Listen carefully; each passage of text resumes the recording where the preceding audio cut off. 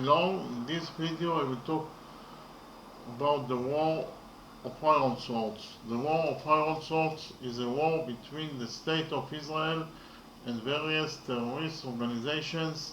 mainly from the Gaza Strip and led by Hamas, which broke out on the morning of Saturday, the holy day of Shmini Atzeret and Simchat Torah, 22nd Tishrei 5 Tashpad, October 7th, 2023, in a surprise attack by Hamas on the Gaza Strip, in which the terrorist organization and its partners murdered 1,400 Israeli and foreign citizens and kidnapped at least 245 Israelis and foreigners, of whom 5 were released, some by Hamas, and 1 female soldier was rescued by the Israeli security forces from the Gaza Strip. The surprise attack on Israel, led by Hamas, which started the war, began under the auspices of a heavy rocket barrage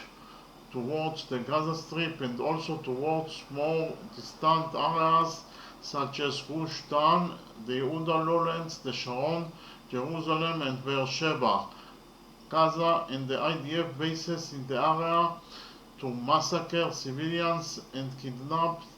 as many soldiers and civilians as possible to the Gaza Strip. The attack, which was the largest terrorist attack in the history of the State of Israel, was carried out in a massacre of civilians in the area surrounding Gaza, which also included taking over IDF bases, kidnapping soldiers and civilians, including women, children, the elderly, and foreign citizens, by committing crimes against humanity and war crimes, including the massacre at the nature festival near Ra'im, which was the largest terrorist attack in the country's history,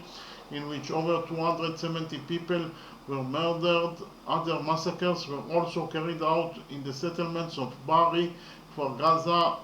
Nir Oz, Nahal Oz, Netiv HaTara, Hulit, Yachini, Nirim, Nir Yitzhak, and Ashlosha, Kisufim, and other settlements in Otef. Many of the residents of those settlements were murdered and some were kidnapped to the Gaza Strip. Israel was surprised by the attack after, in discussions held about 2 weeks before the war, according to government officials, senior IDF officials assessed to the political echelon that Hamas was deterred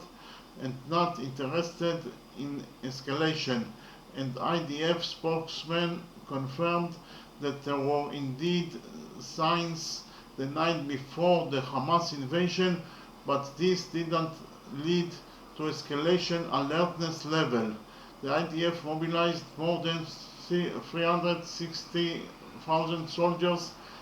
into the reserves, the largest reserve mobilization in the country's history. After the liberation of the communities surrounding the Gaza Strip, Israel evacuated 29 communities in the Gaza Strip. Residents of 22 communities in northern Israel received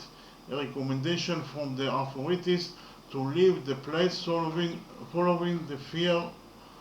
in Israel that the terrorist organization Hezbollah would join the fighting more actively during the second week of the war. The escalation in the north developed into low-intensity clashes.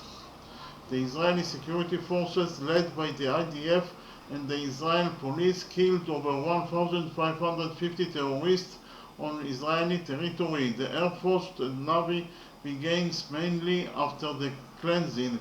of the southern area a series of air and sea attacks on the Gaza Strip, bombing Hamas and Palestinian Islamic Jihad targets. The intensity of the attacks increased and thousands of terrorist targets were attacked. Later, the IDF launched a series of targeted countermeasures in which a number of senior